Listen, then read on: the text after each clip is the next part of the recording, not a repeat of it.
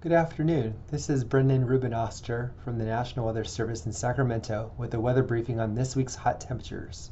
The rapid warm-up starts on Memorial Day, which will be followed by record-breaking temperatures from Tuesday to Thursday as highs soar into the 100s.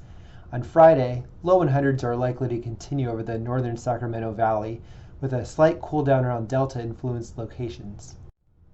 Due to prolonged heat in the forecast, the excessive heat watch has been upgraded to an excessive heat warning.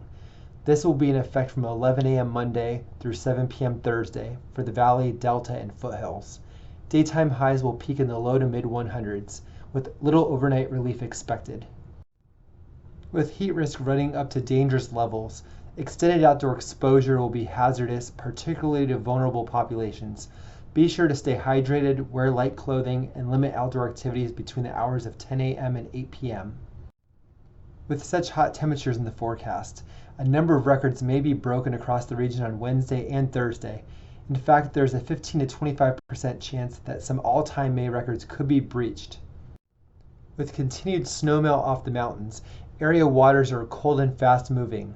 If visiting the water to escape the heat, be sure to wear a life jacket and follow these cold water safety tips. Thank you for watching.